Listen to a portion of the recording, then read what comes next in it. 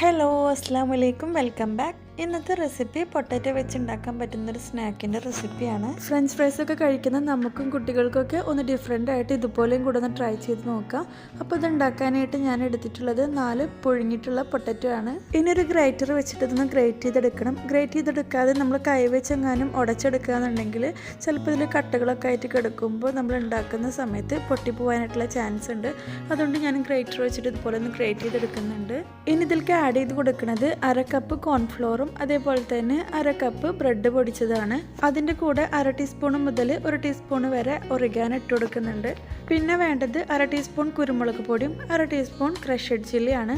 അപ്പോൾ നിങ്ങൾക്ക് എരിവിനനുസരിച്ച് ഇതിൽ മാറ്റങ്ങൾ വരുത്താട്ടോ. ഇനി ഇതെല്ലാം കൂടെ നല്ല രീതിയിലൊന്ന് മിക്സ് ആക്കി എടുക്കുന്നുണ്ട്. അതിനുശേഷം ഇതിലേക്ക് ആവശ്യത്തിനുള്ള ഉപ്പും കൂടി ഇട്ട് കൊടുക്കാം. എന്നിട്ട് നല്ല രീതിയിലൊന്ന് കുഴച്ചിട്ട് ഒരു ഡോ പരുവത്തിലാക്കി എടുക്കണം. ആ സമയത്ത് പൊട്ടറ്റോ ഇതിൽ വലിയ പീസായിട്ട് കിടക്കുന്നുണ്ടെങ്കിൽ കൈവച്ച് നല്ലോണം ഒന്ന് കുഴച്ചുടച്ച് കൊടുക്കുക. എന്നിട്ട് നല്ല രീതിയിലൊന്ന് മിക്സ് ആക്കിയിട്ട് ഇതുപോലൊരു ഡോ ആക്കി എടുക്കുന്നുണ്ട്. ഇത് നമുക്കിനി ചപ്പാത്തിക്കൊക്കെ പരത്തുന്ന പോലെ ഒന്ന് പരത്തിയെടുക്കണം. അപ്പോൾ ഞാൻ ഈ ഒരു പലകമ്മ ഇതുപോലെ ഒന്ന് വട്ടത്തിൽ പരത്തി കൊടുക്കുന്നുണ്ട്. അധികം കട്ടി കുറച്ച് പരത്തരുത്. ഇതുപോലെ അത്യാവശ്യം ഒരു തിക്നെസ്സോട് കൂടിയിട്ട് വേണം പരത്തിയെടുക്കാനായിട്ട്. നമുക്കിതുപോലെ ഒന്ന് കട്ട് ചെയ്തെടുക്കാം. ഞാനിപ്പോൾ ഫ്രഞ്ച് ഫ്രൈസിൻ്റെ ഷേപ്പ് കിട്ടുന്ന രീതിയിലാണ് കട്ട് ചെയ്തെടുക്കുന്നത്. ഇനി ഇതിൽ നിന്ന് ഓരോ പീസായിട്ട് മാറ്റി വെക്കാം.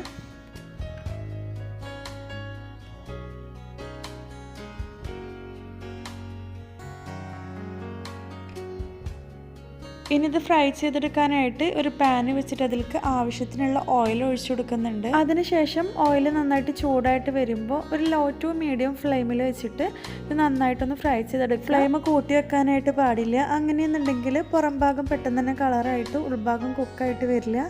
അതുകൊണ്ട് ഒരു ലോ ടു മീഡിയം ഫ്ലെയിമിൽ വെച്ചിട്ട് വേണം ഫ്രൈ ചെയ്തെടുക്കാനായിട്ട്.